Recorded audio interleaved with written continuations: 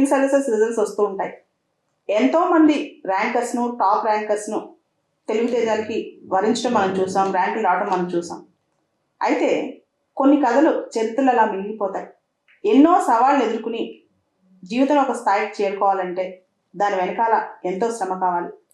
అది రేర్ కథ. ఇటువంటి కథ అందరికీ తెలియాల్సిన అవసరం ఉంది, ఆవశ్యకత ఉంది.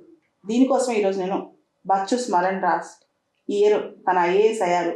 తన ఐఏఎస్ లాస్ట్ వీకే కన్ఫర్మ్ అయింది. తనతో తన మాటల్లో మనం ఎంతో స్ఫూర్తినే కాదు, ఒక జీవితానికి కావాల్సిన ఎక్స్పీరియన్స్ తెలుసుకోవచ్చు, ఒక జీవితానికి కావాల్సిన లెసన్ నేర్చుకోవచ్చు. దీనికోసమే నేను ప్రత్యేకంగా తనతో మాట్లాడించి ఈ వీడియోని బయటికి మీకోసం తీసుకురావడం జరుగుతుంది. ఒకసారి స్మరణ్తో మనం మాట్లాడిద్దాం. స్మరణ్ స్మరణ్ జీవిత కథ ఏంటో తెలుసుకుందాం. Hi Smaran. Hi ma'am. Last week IAS అయ్యావు. Yes ma'am.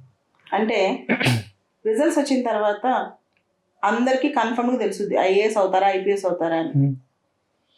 కానీ కొంతమంది స్పెషల్గా కొంత లేట్గా తెలుస్తుంది అనమాట. దేవుడు మనకిచ్చిన వరం అది అనుకోవచ్చు.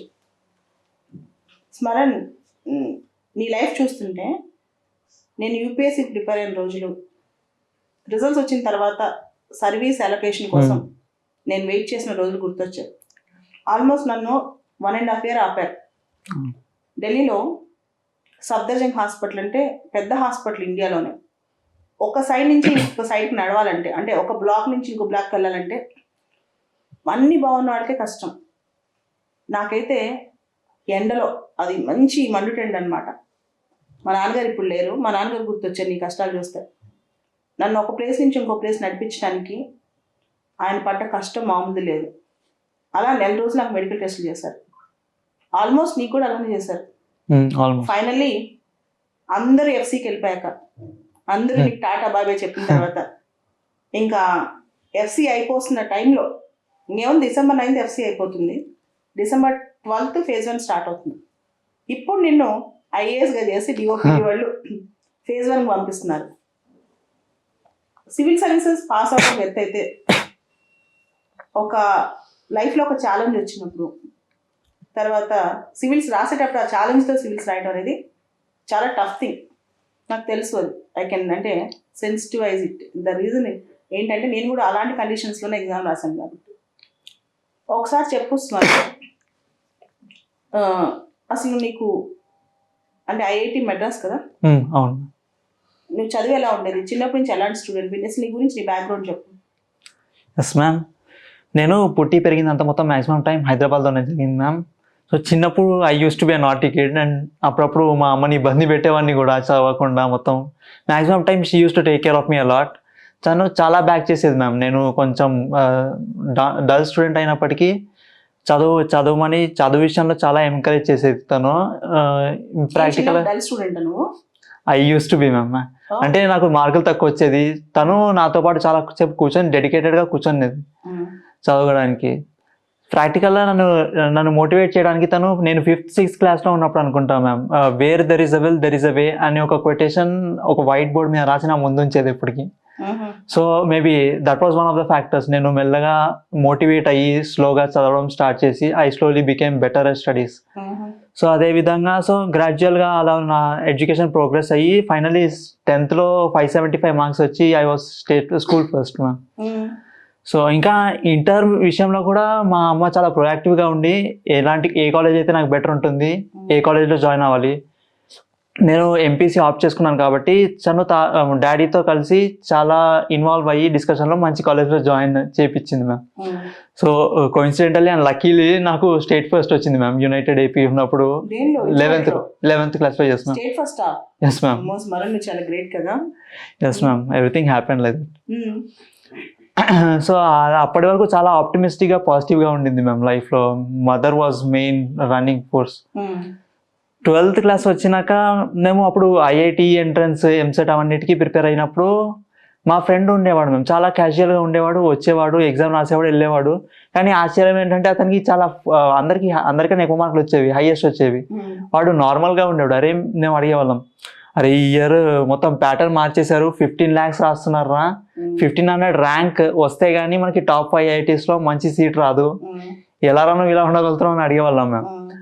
వాడు ఏమైనా అరే చిన్న లాజిక్ మిస్ అవుతున్నారా మీరు 15 lakhsలో 1500 టాప్ 1500లో ఉండాలనుకుంటున్నారు. నేను ఏమనుకున్నానంటే నా మైండ్లో నేను ఒకటి రిజిస్టర్ చేశాను, నేను ఒక్కడిని నా కోసం ఒక సీట్ అక్కడ ఉండింది అని మైండ్లో ఫిక్స్ అయిపోయాను. ఇంకా మిగిలిన కాంపిటీషన్ వల్ల 1499 సీట్స్ కోసం మిగిలిన 14,99,999 మెంబర్స్ పడుకొని నన్ను వదిలేసాను అన్నాడు. మ్యామ్ సీరియస్లీ మ్యామ్, యాక్చువల్లీ అతనికి 130 ర్యాంక్ వచ్చింది. ఈ went to IIT Kanpur, computer science వచ్చింది. సో నువ్వు ఐఐటి మద్రాస్. సో అతని ఇన్స్పిరేషన్ తీసుకొని 1492 ర్యాంక్ వచ్చింది మ్యామ్ విత్ ఇన్. అవును మ్యామ్. సో 1500 వచ్చింది ఐఐటి జనరల్ కేటగిరీ. 1492 ర్యాంక్ వచ్చింది. ఐఐటి మద్రాస్ లో ఏ స్ట్రీమ్ ఇది? Chemical engineering ma'am. ఇష్టమా కెమికల్ ఇంజనీరింగ్? నాకు యాక్చువల్లీ ఇనిషియల్ మెకానికల్ ఇంజనీరింగ్ ఇష్టం ఉండింది మ్యామ్. సో ఎందుకంటే నాకు ఫిజిక్స్ అంటే చాలా ఇష్టం. ఎంపీసీలో physics, I was good at physics and I like physics. అప్పుడు ఫిజిక్స్ చాలా ఇంట్రెస్టింగ్గా చేసేవాడిని కాబట్టి నాకు అంత అవగాహన ఉండేది కాదు. మెకానికల్లో నేను ఫిజిక్స్ ఉంటుంది, మిగిలిన వాటిలో ఫిజిక్స్ ఉండదు అనుకునేవాడిని. సో మెకానికల్ రావాలి అనుకున్నాను, కానీ నాకు నేరోగా మిస్ అయ్యింది. అయితే హైదరాబాద్లో మెకానికల్ తీసుకుంటే బెటర్ కదా ఐఐటి హైదరాబాద్లో అని అనుకున్నప్పుడు మా డాడీ మ్యూచువల్ కాంటాక్ట్స్ ద్వారా ఐఐటి మద్రాస్లో కెమికల్ ఇంజనీరింగ్ సెకండ్ ఇయర్ చదువుతున్న స్టూడెంట్ కాంటాక్ట్ దొరికి మాట్లాడాను. అప్పుడు ఆ సీనియర్ ఏమన్నారంటే, చాలా మందిలో ఉన్న మిస్కన్సెప్షన్ ఇదే, కెమికల్ ఇంజనీరింగ్ అంటే కెమిస్ట్రీ అనుకుంటారు, కానీ మెజారిటీ ఆఫ్ ఇంజనీరింగ్ స్ట్రీమ్స్లో ఫిజిక్సే ఇన్వాల్వ్ అవుతుంది, కానీ అప్పుడప్పుడు కెమిస్ట్రీ వాడాల్సి వస్తుంది కెమికల్ ఇంజనీరింగ్లో, మెజారిటీ ఈస్ ఫిజిక్స్ అని చెప్పాడు. సో నాకు అనిపించింది, so it will be a decent enough choice అని చెప్పి నేను కెమికల్ ఇంజనీరింగ్ తీసుకున్నాను. ఎందుకంటే టాప్ 5 ఐఐటీస్లో ఏంటంటే they are oldest IITs, so exposure ఎక్కువ ఉంటుంది, ఫ్యాకల్టీ స్ట్రెంత్ ఎక్కువ ఉంటుంది. కెమికల్ ఇంజనీరింగ్ తీసుకున్నావు, ఐఐటీలో చదువుతున్నావు, సో ఇవన్నీ చేస్తున్నావు కదా స్మరణ్. నేను ఒకటి అడుగుతాను, నీకు సడన్గా హెల్త్ ఇష్యూ వచ్చింది. అవును. ఏంటి ఆ హెల్త్ ఇష్యూ? దాని ఏంటి? నాకు మీ మదర్ చెప్పారు చాలా రోజులు కోమాలో ఉన్నావని, నీకు సర్జరీ అయిందని, నీ బ్రెయిన్లో కొన్ని పార్ట్స్ని పొట్టలో పెట్టి 13 days 14 days ఉంచారని. అసలు ఎందుకు అలా జరిగింది? ఏంటి ఆ ఇష్యూ ఏంటి స్మరణ? మ్యామ్ నేను ఫైనల్ సెమిస్టర్లో ఉండగా ఏమైందంటే, నేను ఫైనల్ సెమిస్టర్లో ఉండగా సడన్గా నేను నార్మల్గా ఫ్రెండ్తో మాట్లాడుతుంటే early morning February 14th early morning నేను February 14th బ్యాడ్ డే అనమాట మ్యామ్. అది కోఇన్సిడెంటల్గా అలా అయింది మ్యామ్. అయితే నేను నార్మల్గా ఫిట్నెస్ మీద ఫోకస్ చేసేవాడిని. జనరల్గా జిమ్కి వెళ్ళి ఒక ఫ్రెండ్ ఇంకా ఒక సీనియర్తో కలిసి డిస్కషన్ చేస్తూ ఉన్నప్పుడు సడన్గా హెడేక్ స్టార్ట్ అయ్యి, నేను మా ఫ్రెండ్ ఉంటే అరే నాకు కొంచెం తలనొప్పిగా ఉంది, రూమ్కి వెళ్ళి కాసేపు రెస్ట్ తీసుకుంటా అని చెప్పాను. సో గ్రౌండ్ ఫ్లోర్కి వచ్చేసరికి అది ఎక్కువ అయిపోయింది, చాలా ఎక్కువ తలనొప్పి, సడన్గా ఇమ్మెన్స్గా ఎక్కువైపోయింది మ్యామ్. మ్యాగ్నిట్యూడ్ చాలా ఫాస్ట్గా పెరిగిపోయింది. అసలు ఏమీ లేదు మ్యామ్. అంటే అప్పటికి జాబ్ ప్లేస్మెంట్ వచ్చింది వన్ ఆఫ్ ద టాప్ కంపెనీస్లో మెడికల్. నేను చెప్పదలుచుకోవట్లేదు. పెద్ద కంపెనీలో వచ్చింది, జాయిన్ అవుదాం అనుకున్నాం, అయిపోయింది, వాళ్ళు యాక్సెప్ట్ చేస్తారు. అసలు ఆలోచన లేదు అప్పుడు, అంటే చిన్నప్పట్లో ఉండింది మ్యామ్, కానీ తర్వాత ఇంజనీరింగ్ వరకు ఉండింది. It was that corner of my mind. ఏ కంపెనీ చెప్పదులే కానీ ఎందుకు చెప్పదలుచుకోవట్లేదు చెప్పు మ్యామ్. అది అంటే they were brutal at me ma'am. అంటే నాకు ఇలాంటి హెల్త్ ఇష్యూ వచ్చినప్పుడు కూడా they couldn't empathise with me. So అందుకని కంపెనీ పేరు చెప్పొద్దు అనుకుంటున్నాను. అంటే మేబీ ఇండైరెక్ట్ గా బ్రూటల్ అని చెప్పావు కదా, చెప్తే ప్రపంచానికి ఇలాంటి బ్రూటల్ కంపెనీస్ ఉంటాయని కూడా అర్థమవుతుంది కదా మ్యామ్. అంటే మేబీ అంటే ఇనిషియల్ గా నాకు ఆ కంపెనీ వల్ల లాస్ అయింది అనుకున్నా, at the end of the day మంచి జరిగింది అనుకుంటున్నాను మ్యామ్. ఫైనల్లీ నీకు లాస్ అయింది అనుకుంటున్నావా? అనుకున్నాను, కానీ ఫైనల్ గా ఇవాళ ఇక్కడ ఉండడానికి కారణమైంది ఆ కంపెనీ. నిన్న ఏదో కాంటాక్ట్స్ లో ఇక్కడ చెప్తున్నాను అనమాట. See, there are 2 choices in life. Yes. To choose either diamonds or pieces of glass. జనానికి తెలియదు. జనం ఏమనుకుంటారంటే చిన్న గాజు ముక్కలు డైమండ్స్ కన్నా బాగా మెరుస్తాయి కదా, అవే గొప్ప అనుకుంటారు. In fact diamond is always a diamond కదా, కానీ క్వాలిటేటివ్ పీపుల్ అండర్స్టాండ్. కానీ అలాంటి పీపుల్ ప్రపంచంలో 1% కూడా ఉంటారు, 0.1% కూడా ఉంటారు అనమాట. So they lost a diamond and they would have chosen pieces of glass, right? So అందుకే దేశానికి డైమండ్ దొరికింది, అదే స్మరణ అనమాట. Thank you. సరే, ఏం జరిగింది? తలనొప్పి వచ్చింది, నెక్స్ట్ ఏం జరిగింది? అయితే అక్కడ మా ఫ్రెండ్ తీసుకురా క్యాంపస్లో ఒక హాస్పిటల్ ఉంటుంది మ్యామ్, బేసిక్ ఫెసిలిటీస్ కోసం. సో క్యాంపస్ హాస్పిటల్కి కాల్ చేయరా, నాకు తలనొప్పి పెరిగిపోతుందంటే వాడు ఇమీడియట్గా క్యాంపస్ హాస్పిటల్కి కాల్ చేస్తే ప్రాంప్ట్గా, యూజువల్గా అంబులెన్స్ కొంచెం లేట్గా వస్తుంది మ్యామ్, 15-20 మినిట్స్ ల్యాగ్తో వస్తుంది. సో వాళ్ళు లక్కీగా వాళ్ళు ఇమీడియట్గా వచ్చేసి నన్ను క్యాంపస్ హాస్పిటల్లో అడ్మిట్ చేసేసి అక్కడ డ్యూటీ డాక్టర్ నన్ను కేర్ టేక్ చేసుకున్నారు. సో తను ఇలా కొడుతూ ఉండింది నార్మల్గా చీక్స్ మీద. నాకు అర్థం అవ్వలేదు ఎందుకు కొడుతుంది ఈవిడే అనుకున్నాను. సో మేబీ తర్వాత తెలిసింది she was trying to keep me in consciousness అని. సో తర్వాత ఇదేదో సీరియస్ అయినట్టుంది ఇష్యూ అని కాల్ హిస్ పేరెంట్స్ అని మా ఫ్రెండ్కి ఇండికేట్ చేస్తున్నారు ఆవిడ. సో నేను అవును. సో నాకు అంత కాదు తెలియదు ఇంత పెద్ద ఇష్యూ అవుతుందని. జస్ట్ తలనొప్పి కాసేపు పడుకుంటే తగ్గిపోద్ది అనుకోండి, don't call my parents, they will be bit tensed అని చెప్పి నేను ట్రై చేశాను. కాసేపటి తర్వాత I slowly became unconscious ma'am. So తర్వాత నాకు తెలిసింది ఏంటంటే మా ఫాదర్కి మా ఫ్రెండ్ కాల్ చేసి చెప్తే ఇలా సీరియస్ ఇష్యూ అయిందని. ఇది brain haemorrhage ma'am. Brain haemorrhage ఎందుకు వచ్చింది రీజన్ తెలియదు ఇప్పటికి. అది ఇప్పటివరకు ఎగ్జాక్ట్గా రీజన్ సర్జన్ నాకు ఆపరేట్ చేసిన న్యూరో సర్జన్. బాగా క్రికెట్ ఆడేవాడు అని మీ ఫాదర్ చెప్పారు నాకు. అవును మ్యామ్. నేను యాక్చువల్లీ నాకు ఈ ఇన్సిడెంట్ జరిగే ముందు వరకు ఆడేవాడిని మ్యామ్. అదే. సో అప్పుడు కూడా ఎనర్జెటిక్ గా ఉన్నావు మ్యామ్, ఫిజికల్ గా మెంటల్ గా. డెఫినెట్లీ. స్ట్రెస్ తీసుకున్నావా? లేదు ma'am. Still you got it. సరే, బ్రెయిన్ హ్యామరేజ్ వచ్చింది. ఎన్ని రోజులు బెడ్ మీద ఉన్నావు, ఏంటి ఆ కండిషన్ మొత్తం ఒకసారి ఎక్స్ప్లెయిన్. అదే ఇలా స్ట్రోక్ వచ్చిన తర్వాత ఆ సర్జన్ నాకు ఆపరేట్ చేశాడు మ్యామ్. తర్వాత ఇంకా ఇలా తెలిసింది నాకు, ఒక 10 days అన్కాన్షియస్గా ఉన్నాను నేను. తర్వాత మా ఫ్యామిలీ మెంబర్స్ ఇంకా క్లోజ్ రిలేటివ్స్ కూడా వచ్చి ఉన్నారు కొన్ని రోజులు. తర్వాత ఫన్నీ థింగ్ ఏమిటంటే నాకు అసలు కాన్షియస్ అయిన తర్వాత మెల్లగా నాకు తెలిసింది అసలు డేట్ కూడా కనిపించలేదు నాకు. నార్మల్గా టీవీ స్క్రోలింగ్స్ మీద నార్మల్గా డేట్ ఎక్కడ ఉండదు కదా, అసలు ఏంటి వాళ్ళ డేట్, ఇక్కడ ఏముంది, ఇక్కడ ఉన్నారు, మా పేరెంట్స్ వచ్చారు ఏంటి, నాకు అర్థం అవ్వలేదు. తర్వాత మెల్లిమెల్లిగా నాకు సిచ్యువేషన్ అర్థమైంది. సో తర్వాత నన్ను డిశ్చార్జ్ చేసే ముందు న్యూరో సర్జన్ చెప్పారు, ఇలా యువర్ ఇన్ కోమా, ఇలా మీ పేరెంట్స్ని పిలిచాము, సో అదే don't worry you will be fine soon అని చెప్పి పంపించారు. 4 days అని చెప్పారు మ్యామ్. సో అది యాక్చువల్లీ సర్జరీ చేసిన తర్వాత కూడా ఒక చిన్న కాంప్లికేషన్ రావడం వల్ల 4 to 5 days ఉండాల్సి వచ్చింది. లేకపోతే త్వరగానే నార్మల్ వార్డ్కి షిఫ్ట్ చేసేవారు అన్నారు. సో ఒకవేళ కాంప్లికేషన్ రాకపోయి ఉంటే ముందే వెంటిలేటర్ నుంచి తీసేసేవారంట. బ్రెయిన్కి చేశారు మ్యామ్. సో మీ మదర్ చెప్పారు నాకు, నీ బ్రెయిన్ అనేది కొన్ని రోజులు తీసి పొట్టలో పెట్టి సర్జరీ చేశారని. బ్రెయిన్ స్కల్ బోన్ తీసి పెట్టారు మ్యామ్. అంటే అప్పుడు యాక్చువల్లీ ఏమైందంటే అది బ్రెయిన్లో ఒక బ్లడ్ వెసల్ ఉంటుంది కదా మ్యామ్, బ్రెయిన్కి ఆక్సిజన్ సప్లై చేసి ఒక బ్లడ్ వెసల్ బర్స్ట్ అయిందంట. సో అది బర్స్ట్ అవ్వడం వల్ల బ్రెయిన్లో అది బ్లడ్ లీక్ అవ్వడం స్టార్ట్ అయిపోయి బ్రెయిన్లో ప్లేస్ సరిపోక బ్రెయిన్ స్వెల్ అవ్వడం స్టార్ట్ అయింది.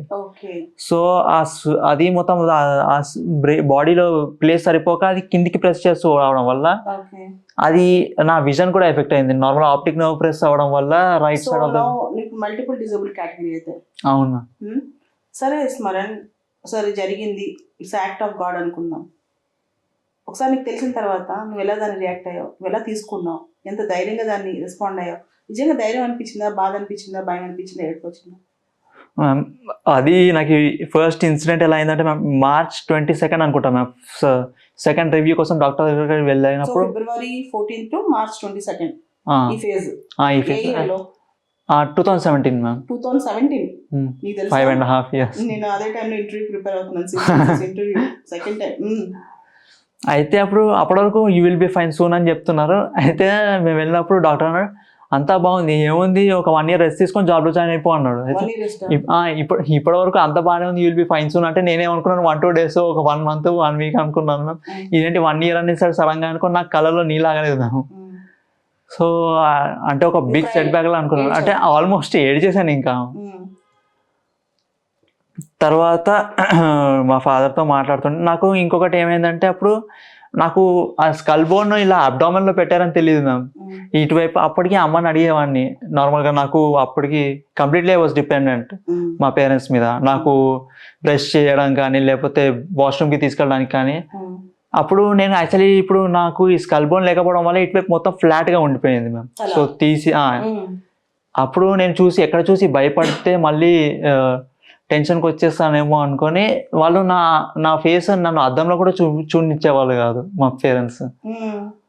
సో అప్పుడు ఏమైందంటే అప్పుడు అడిగామని మా అమ్మాయి ఇటువైపు తల కొంచెం మెత్తగా ఉంది ఏంటి, ఇక్కడ ఇక్కడ మెత్తగా ఉందని, ఇక్కడ బోన్ కదా గట్టిగా ఉండాలి కదా అంటే, మీరు ఆపరేషన్ వల్ల కొంచెం మెత్తబడిందేమో, డాక్టర్ని అడుగుతాంలే నెక్స్ట్ టైం వెళ్ళినప్పుడు అని అడిగేవారు. నేను ఇంకా మాటల్లో పడి మర్చిపోయేవాడిని. నెక్స్ట్ టైం ఇంకా మరి ఇంటికి వచ్చిన రూమ్కి వచ్చేసాక అరే అడగలేదు కదా మర్చిపోయావు, నేను మర్చిపోయాను అనేవాళ్ళు. తర్వాత ఓకే మెల్లగా గట్టి పడిద్ది అనుకున్నాం. తర్వాత ఏప్రిల్ 1st వీక్లో నెక్స్ట్ వీక్ వచ్చినప్పుడు నీకు స్కల్ రీప్లేస్మెంట్ సర్జరీ చేయాలి అన్నారు. మళ్ళీ సర్జరీ అంటే స్కల్ బోన్ అబ్డామిన్లో పెట్టారంట కదా మ్యామ్. సో అది ఆ బోన్ తీసి మళ్ళీ ఇక్కడ అతుకు పెట్టాలి కాబట్టి స్కల్ బోన్ రీప్లేస్మెంట్ సర్జరీ చేయాలన్నారు. అయితే నాకు అప్పుడు ఏమైంది అంటే, అదే అప్పుడు మా పేరెంట్స్ చెప్పారు, అయితే నీ స్కల్ బోన్ ఉంది కదా, బోన్ ఉంటుందంట, ఆ బోన్ తీసి వేరే దగ్గర కూడా పెట్టారంట, అది తీసి అతక పెట్టేస్తారంట, అది జస్ట్ చిన్న ప్రొసీజర్ అంట. అంటే నేను 1 hourలో వెళ్ళిపోవచ్చాము అనుకున్నాను. సో అది మొత్తానికి మెల్లిమెల్లిగా చెప్పి 5 days ప్రాసెస్ అయింది ma'am. So actually second surgery నాకు మెడ్రాస్లోనే మ్యామ్. మొత్తము నా సర్జరీ అయిపోయింది. సో సర్జరీ అయిపోయింది, నువ్వు రికవర్ అవడానికి కొంత టైం పట్టుంటుంది. డెఫినెట్గా మ్యామ్, చాలా టైం పట్టింది. ఎంత మ్యామ్ అది బెడ్ మీద నుంచి నువ్వు అడుగులు వేయడానికి, చేతులు కాళ్ళు కడపడానికి, కళ్ళు అనేది ఒక డైరెక్షన్ చూడటానికి 1 year అయినా పట్టిందా? కళ్ళది it was not that long ma'am. అంటే సెకండ్ సర్జరీ కల్లా నాకు విజన్ ఆల్మోస్ట్ రికవర్ అయిపోయింది. అంటే ఈ అంటే నాకు ఏవైనా 2-3 వస్తువులా కనిపించాయి మ్యామ్ ఫస్ట్ సర్జరీ తర్వాత. ఒక్కొక్కటి 2-3 లాగా కనిపించాయి. బ్లర్డ్గా ఉండేది విజన్ అంతా. సో అయితే అప్పుడు సెకండ్ సర్జరీ ముందు అడిగాను, సార్ ఈ విజన్ అంతా బ్లర్గా ఉండేది స్టార్టింగ్, ఇప్పుడు సెట్ అయిపోయింది, కానీ నాకు రైట్ సైడ్ లెఫ్ట్ సైడ్ చూస్తే సైడ్ ఇటుపక్క ఎక్కువ పక్క కనిపిస్తుంది, రైట్ సైడ్ అంతా కనిపించట్లేదు ఎందుకు సార్ అంటే, ఇంత అవన్నీ చిన్న వదిలేసేయాలని అంటే, నేను ఏం వదిలేసేయాలి అని నేను అనుకునేవాడిని మేము. సో అంటే అప్పుడు ఐఐటి గ్రాడ్యుయేట్ తర్వాత ఇవన్నీ వదిలే అంటే కళ్ళు సరిగ్గా కనపడలేదు, వదిలేంటే కోపం వస్తుంది కదా, చాలా బాధ అయ్యేది మేము. అంటే అప్పుడు తర్వాత నాకు చూపించాడు, చూడు బాబు నీకు అయింది నార్మల్ ఇన్సిడెంట్ కాదు. నేను అప్పుడు నా సర్జన్ చెప్పారు, నేను 28 years నుంచి న్యూరో సర్జన్, నా హిస్టరీలో సక్సెస్ అయిన సెకండ్ సర్జరీ నీది, you should be proud and happy of that అని చెప్పారు. ఏ hospital? Fortis Malar hospital, Chennai. Okay. So ఆ తర్వాత 2017 అంతా అలా గడిచిపోయింది. 2018, 19, 20, 21 సివిల్ సర్వీసెస్కి ఎందుకు వద్దాం అనుకున్నావు? ఎలా అప్రోచ్ అయ్యావు? తర్వాత నీ స్టోరీ, నెక్స్ట్ స్టోరీ, ఈ పాస్ అయ్యే రోజు వరకు నీ కథ మొత్తం చెప్పు. నేను మధ్యలో ఇంటరప్ట్ చేయను, క్వశ్చన్స్ అడగను. ఐ వాంట్ అంటే నువ్వు అసలు ఈ జర్నీ ఎలా చేస్తావు? ఎందుకంటే నీ గురించి నాకు తెలుసు ఫస్ట్ అటెంప్ట్ అని, కానీ అసలు ఈ జర్నీ, అసలు సివిల్ సర్వీసెస్ ఎందుకు, అసలు అనుకున్న తర్వాత ఏం చేసావు, ఇవన్నీ ఏ ఆప్షన్ తీసుకున్నావు, మొత్తం నీ story. Yes ma'am. So actually ఇంతకుముందు డిస్కస్ చేసినట్టు మా కంపెనీ వాళ్ళు జస్ట్ ఒక 2-3 months ఎక్స్టెన్షన్ ఇచ్చి దే క్యాన్సిల్ ద ఆఫర్. అయితే పర్లేదు, ఏముంది నీకున్న క్వాలిఫికేషన్స్ ఇంకా సిజిపిఏ కన్సిడర్ చేస్తే మంచి జాబ్ వస్తుంది హైదరాబాద్లో నేను అని మా ఫ్రెండ్స్ కూడా బ్యాక్ చేశారు. They always been supportive. ఇప్పటి వరకు కూడా మా ఫ్రెండ్స్ నాకు పాజిటివ్గానే రియాక్ట్ అవుతుంటారు. సో అయితే అక్టోబర్లో నేను నా న్యూరో సర్జన్ దగ్గరికి వెళ్ళినప్పుడు ఏమన్నారంటే, నువ్వు బాగా రికవర్ అయ్యావు బాబు, అడ్వాన్స్ రిహాబిలిటేషన్ కోసము కోకిలాబెన్ ధీరుభాయ్ అంబానీ హాస్పిటల్ అని ముంబైలో ఉంది, అక్కడ Asia's one of the top physical medicine specialist కింద ఫిజియోథెరపీ చేస్తుంటారు అని చెప్పి రెఫర్ చేశారు. సో ఆయన చెప్పినట్లు నిజంగా చాలా అడ్వాన్స్డ్ ఎక్విప్మెంట్ కింద వెళ్ళాను. చాలా ఫ్రీక్వెంట్ వెళ్ళాను. అనిల్ అంబానీ గారి, టీనా అంబానీ గారు మేనేజింగ్ డైరెక్టర్ మేనేజ్మెంట్లో. సో అయితే అప్పుడు అక్కడ యాక్చువల్లీ అభిషేక్ శ్రీవాస్తవ్ గారు one of the top specialist, ఆయన పర్వ్యూలోనే జరిగింది. సో ఆయన రివ్యూ చేసేవారు కూడా. సో తర్వాత వచ్చి నాకు ఇక్కడ హైదరాబాద్లో కూడా ఫిజియో ప్యారల్గా చేస్తూ ఇంకా నేను ఏదన్నా జాబ్ చూడాలని ఆలోచిస్తున్నప్పుడు నా ఫిజియో అనేవాడు మ్యామ్, అరే బాబు నువ్వు చాలా బాగా తెలివైన వాడివి, చాలా స్పాంటేనియస్గా మాట్లాడుతున్నావు, సివిల్స్ రాయచ్చు కదా అని అన్నాడు మ్యామ్. అప్పుడు మా ఫాదర్ పక్కనే ఉండేవాడు. కాదు మ్యామ్, కాదు మ్యామ్, అంటే నేను అతను ఏమన్నాడంటే, అది మీకు ఎలా తెలుసు సార్ మీరు సివిల్స్ అంటున్నారు, అసలు మీరు మాట్లాడే టాపిక్ ఏంటి, మీరేం అడుగుతున్నారు అంటే, నాకు అనిపిస్తుంది అది నీ ఇష్టం అని చెప్పారు. సో అప్పుడు ఆ డిస్కషన్ అయిన ప్రతిసారి మా ఫాదర్ పక్కన నుండి, చిన్నప్పుడు మనం డిస్కస్ చేసుకున్నప్పుడు నువ్వు అనేవాడివి కదా, ఇప్పుడు ట్రై చేస్తే ఏముంది నాన్న అని మా ఫాదర్ అనేవాడు. లేదు డాడీ, అది అప్పుడే ఇంజనీరింగ్లో వదిలేసాను కష్టం అనుకొని, ఇప్పుడు వదిలే. మా ఫ్రెండ్స్ అన్నారు అప్పుడు, అరే మేము ఒకతను క్యాట్ అది కామన్ అడ్మిషన్ టెస్ట్ రాసి ఐఏఎం బెంగళూరులో ఒకరు అహ్మదాబాద్లో సీట్ సంపాదించారు మా. సో అరే చేసాంరా ఇలా నువ్వు ట్రై చేస్తే పాసిబుల్లే అని చెప్పారు. అప్పటికి మార్చ్ 2018 మార్చ్ ఆ టైంలో అయింది. ఇన్ని 8 months టైం ఉంది కదా, ఈజీగా క్రాక్ చేసేయచ్చురా నువ్వు, even if you concentrate on your physio for 6 to 7 hours and ఇప్పటి నుంచి స్టడీగా 2 to 3 hours డెడికేట్ చేస్తున్నా క్రమం తప్పకుండా. రోజు ఫిజియో కంపల్సరీ కదా, ఫిజియోథెరపీ. అప్పటి నుంచి మొత్తం ఆల్మోస్ట్ మిడ్ 2019 వరకు అలా కంటిన్యూస్గా చేశాను. అయితే అప్పటి వరకు అంతా బాగా జరిగింది, కానీ అన్ఫార్చునేట్గా ఇది ఎగ్జామ్కి ముందు రోజు, ఇది November 25th 26th ఆ టైంలో 2 days ముందు high fever and high cold and cough అవడం వల్ల I couldn't attempt the exam. So చాలా డిమోటివేటెడ్ అండ్ డిప్రెస్డ్ సిచ్యువేషన్లో ఉన్నప్పుడు, అంటే ఒక 1 month వరకు కొంచెం ఇబ్బందికరంగానే ఉండింది మ్యామ్. అప్పుడు మా ఫాదర్ వచ్చి ఒక ఎగ్జాంపుల్ చెప్పారు మ్యామ్. మనం సినిమాలో చూస్తుంటాం కదా, ఏదైనా పేషెంట్ ఐసీయూలో ఉన్నప్పుడు పక్కన ఒక ఈసీజీ గ్రాఫ్ ఉంటుంది కదా, చూసామని అడిగాను. చూసాను డాడీ అని చెప్తే, అప్పుడు అక్కడ ఈసీజీ డయాగ్రామ్లో మనకి అప్స్ అండ్ డౌన్స్ కనిపిస్తూ ఉంటాయి కదా అంటే, అవునంటే మరి స్ట్రైట్ లైన్ కనిపిస్తే ఏమైతే పేషెంట్ చచ్చిపోయినట్టు అన్నా. So ups and downs are common and they should be common. నీ లైఫ్లో అవి భాగం అవుతేనే నువ్వు స్ట్రాంగ్ అని ప్రజలకి తెలిసేది, లోకానికి తెలిసేది. యూ షుడ్ బి స్ట్రాంగ్ అని చెప్పారు మ్యామ్. సో అప్పుడు మెల్లిగా నా కాన్ఫిడెన్స్ గ్యాదర్ చేసుకొని, సో వాట్ నెక్స్ట్ అని ఆలోచిస్తూ జాబ్ ట్రయల్స్ స్టార్ట్ చేశాను మ్యామ్. సో మా తెలిసిన ఫ్రెండ్స్ ఉన్న కంపెనీస్లో ఓపెనింగ్స్ లేవన్నారు. ఇట్స్ ఓకే కంటిన్యూ చేస్తున్నాను, స్టార్ట్ చేశాను మ్యామ్. అంటే ఇప్పుడు నేను ఏమనుకున్నానంటే, ఇప్పుడు మనకి నచ్చిన జాబ్ కన్నా ముందు మనము జాబ్ వర్కింగ్ అవర్స్లో కష్టం అయ్యి మనం అంత పని చేయగలమా అనేది ఇంపార్టెంట్ అని ఫస్ట్ దాని మీద కాన్సన్ట్రేట్ చేద్దాం అనుకున్నాను. అలాగే మా సీనియర్ ఒకరు పనిచేస్తున్న కంపెనీలో వాళ్ళు ఇన్వైట్ చేశారు, యాక్సెప్ట్ చేశాను. 1 month ఇంటర్న్షిప్ ప్రోగ్రామ్కి యాక్సెప్ట్ చేశాను. వాళ్ళు ఇన్వైట్ చేశాను. కానీ అంటే I was able to work for that long, కానీ నాకు ఏదో ఒక మూల నాకు సాటిస్ఫాక్టరీ అనిపించలేదు మ్యామ్ వర్క్. సో ఓకే, ఇప్పుడు నాకు కేపబిలిటీ ఉందని అయితే కన్ఫర్మ్ అయింది కాబట్టి I can go for better job opportunities అని చూసాను. తర్వాత మేలో ప్యారలల్గా ఫిజియో కంటిన్యూ చేస్తూనే జూలై వరకు జాబ్ ఆపర్చునిటీస్ ట్రై చేస్తాను. 2019లో ma'am. May to July job opportunity search చేస్తున్నాను. ఆగస్ట్లో ఒక ఆఫర్ వచ్చింది మ్యామ్. తర్వాత గ్రోత్ వేవ్ టెక్నాలజీస్ అనే ఒక కంపెనీలో అది అప్పుడు వచ్చింది. ఇట్ వాస్ డీసెంట్ జాబ్, కానీ నాకు the work environment was friendly, కానీ నాకు అనిపించింది this doesn't make my cup of tea అనిపించింది మ్యామ్. సో సిఇఓ గారికి చెప్పాను, సార్ ఇది job is good and challenging enough, కానీ I'm not able to enjoy the work as much I would wish to అని చెప్పాను. సో అక్కడ ఆయన కూడా పాజిటివ్గా రిసీవ్ చేసుకొని my support will be always with you అని చెప్పారు. ఇన్ కేస్ నువ్వు మైండ్ చేంజ్ చేసుకుంటే కూడా రావచ్చు, నీ ఇష్టం అని చెప్పేసారు. సో తర్వాత ఓకే అని నాకు కాన్ఫిడెన్స్ వచ్చింది. కానీ ఇప్పుడు ఏం చేయాలని మేబీ మా ఫ్రెండ్ ఒకతను ఆర్బీఐ గ్రేడ్ బి ఎగ్జామ్కి ప్రిపేర్ అవుతున్నారని తెలిసింది. అది చూద్దామంటే అది కొంచెం యాప్టిట్యూడ్ ఇంకా ఫైనాన్స్ నాలెడ్జ్ టెస్ట్ చేస్తుందని తెలిసింది. ఆలోచిస్తున్నాను. అప్పుడు మళ్ళీ మా డాడీ గుర్తు చేశారు, సివిల్స్కి ప్రిపేర్ అవ్వచ్చు కదా, అన్ని ఎగ్జామ్స్ కవర్ అవుతాయి, ప్రిపరేషన్ ఎంతో కొంత ఓవర్లాప్ ఉంటుంది సిలబస్ది, ప్రిపేర్ అవుతావా అని అడిగారు. ఇంకేముంది, ఎలాగో కాంపిటేటివ్ ఎగ్జామ్స్ అనుకున్నాము, అప్పుడు డిసైడ్ అయ్యాను ప్రిపేర్ అవ్వాలని. తర్వాత ఓకే, అప్పుడు 2019 డిసెంబర్ ఆ టైంలో అయితే డిసైడ్ అయిన తర్వాత మా జూనియర్ ఒకతను అక్కడే హైదరాబాద్లోనే విజన్ ఐఏఎస్ కోచింగ్ ఇన్స్టిట్యూట్లో కోచింగ్ తీసుకుంటున్నాడని తెలిసింది. వాడితో మాట్లాడాను.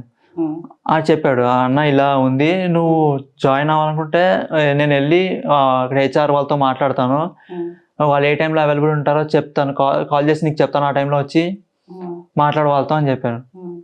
అయితే నేను వెళ్ళి మాట్లాడాను.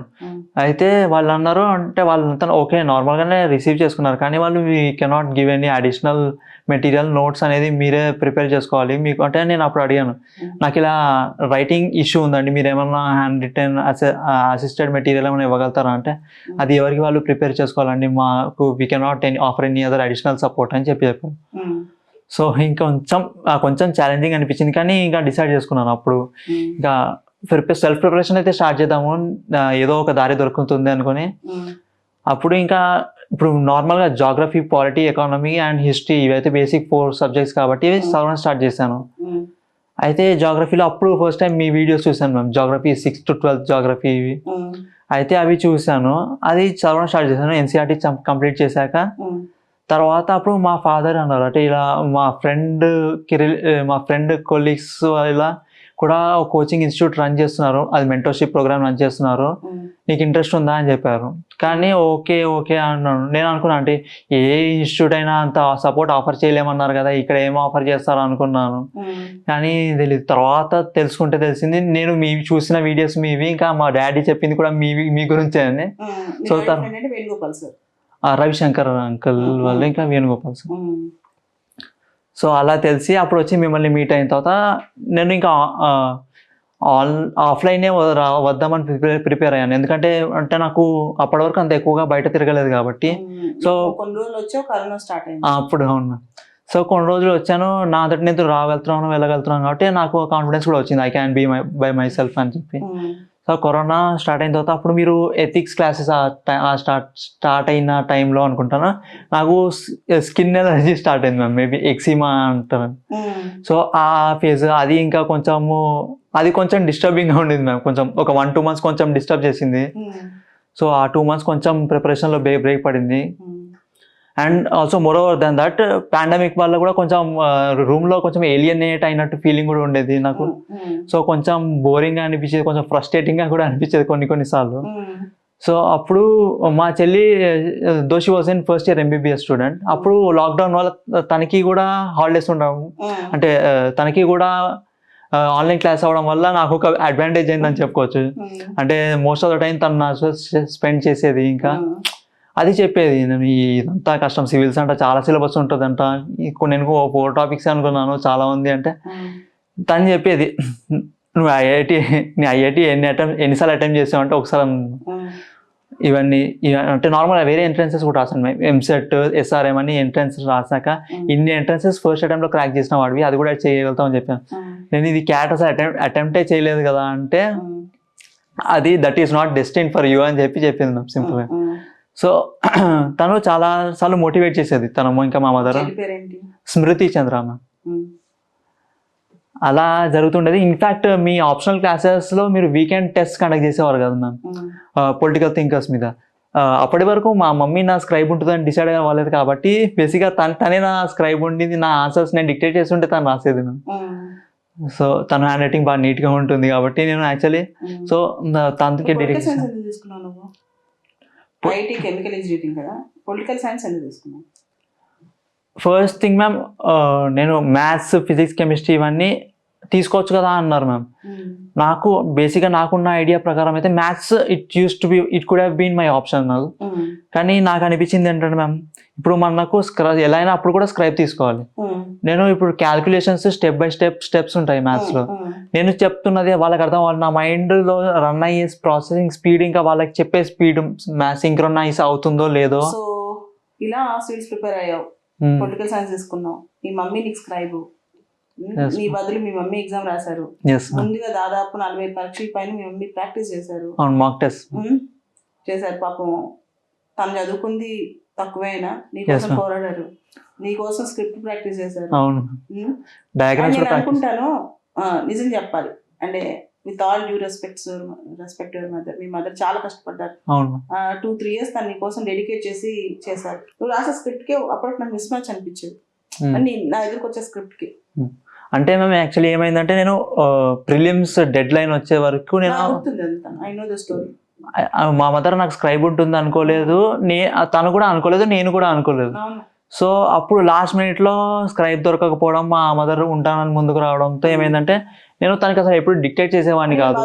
కంఫర్ట్ ఏంటంటే ఎగ్జామ్ టైంలో స్క్రైబ్ ఎగ్గొట్టి వెళ్ళకుండా నీకు ఒక అమ్మ ఇక్కడ పోదనే నమ్మకం, అంతవరకు ఓకే. కానీ కాస్త నాలెడ్జ్ అని తను చదువు ఆపేసి 28 ఏళ్ళు అయింది కదా, తను గ్రాడ్యుయేట్, అది కూడా హౌస్ వైఫ్ గా చదువు. ఒక హౌస్ వైఫ్ చదువుకున్న చదువుతో లెజిబుల్ గా సివిల్ సర్వీస్ ఎగ్జామ్ రాయటం, తన స్క్రిప్టే రాసింది, నువ్వు చెప్పిందే రాసింది, కానీ అది రాయటం ఆ స్పీడ్ అందుకోవడం అనేది అంత ఈజీ టాస్క్ కాదు. ఓకే, సో మీ మదర్ ఎగ్జామ్ రాసింది, మెయిన్స్ అయిపోయింది, ఇంటర్వ్యూ ఎక్స్పీరియన్స్ అయిపోయింది. ఇంటర్వ్యూలో మ్యామ్ మన మాక్ ఇంటర్వ్యూస్ చాలా హెల్ప్ చేశాయి ma'am. First mock interview was a disaster, అది మీరు చూసారు. తర్వాత మీతో తీసుకున్న 1-to-1 సెషన్స్ అవి చాలా హెల్ప్ అయ్యాయి. ఓకే. సెకండ్ మాక్ ఇంటర్వ్యూలో కూడా జిఎన్ రావు సార్ ఇంకా సతీష్ సార్ వాళ్ళతో it was a positive experience. అక్కడ యూపీఎస్సీ ఇంటర్వ్యూ ఎలా అనిపించింది అయిపోగానే? అంటే చాలా పాజిటివ్గానే అనిపించింది మ్యామ్. ఒక 1-2 ఏరియాస్లో ఐ కుడెంట్ ఆన్సర్ ఇనఫ్ అనిపించింది, కానీ ఐ వాజ్ సాటిస్ఫైడ్. అయిపోయింది, ర్యాంక్ వచ్చింది, మొత్తం మీడియా నీ చుట్టూనే ఉంది, అదే అయిపోయింది, రిజల్ట్ వచ్చింది. తర్వాత నీ ఫ్రెండ్స్ అందరికీ సర్వీస్లు వచ్చాయి, నేను ఒక్కడే ఆపేశారు హైదరాబాద్లో. ఆ క్షణంలో నీ ఫీలింగ్ ఎలా అనిపించింది? మ్యామ్ అది ఒకటి సడన్గా సడన్గా లైఫ్కి ఫుల్ స్టాప్ పడిపోయిందా ఏంటి అని అనిపించింది. బావిలో నీళ్ళ దగ్గర కప్పలు వస్తాయి, అవును రైట్? ర్యాంక్ రాగానే అందరూ వస్తారు. ఒకసారి ఈ అబ్బాయిని మెడికల్ ఆపేశారు అనగానే ఎవడు పట్టించుకోడు అంతే కదా. ఎందుకంటే ఈ ఫేజెస్ అన్ని నేను చూశాను. ఈ 3 months ఆర్డిఎల్ నీది, మళ్ళీ మెడికల్కి వెళ్ళి అన్నీ అంటే నీలాంటి కేసులు యూపీఎస్సీ డిఓపిటి వాళ్ళు రేర్గా చూస్తారు.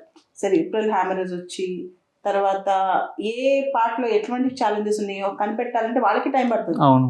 సో ఈ ప్రాసెస్లో నువ్వేం నేర్చుకున్నావు చెప్పు, ఎక్స్పీరియన్స్ చెప్పు. మొత్తం మెడికల్ టెస్ట్లో అంటే వాళ్ళని తిట్టకు, ఎందుకంటే రేపు నువ్వు కూడా పార్ట్ ఆఫ్ ద సిస్టమ్, నువ్వు కూడా రూల్స్ ఫాలో అవ్వాలి. స్మరణ ఏమీ దేవుడు కాదు, ఐఏఎస్ అనేది మాత్రం నువ్వు కూడా రూల్స్ ఫాలో అవ్వాలి. కానీ ఓవరాల్ గా నువ్వు యాజ్ అ పర్సన్ ఈ 3 months లో నువ్వు నేర్చుకున్న లెసన్ ఏంటి? అంటే 3 months కాకుండా ఓవరాల్ సివిల్ సర్వీసెస్ ప్రిపరేషన్ ద్వారా నేను తెలుసుకుంది ఏంటంటే, భగవద్గీతలో 3rd chapterలో ఒక శ్లోకం ఉంటుంది మ్యామ్, కర్మణ్య వాధికారస్య అని స్టార్ట్ అవుతుంది. So give your efforts to the fullest extent and the result will be taken care of ఉంటుంది.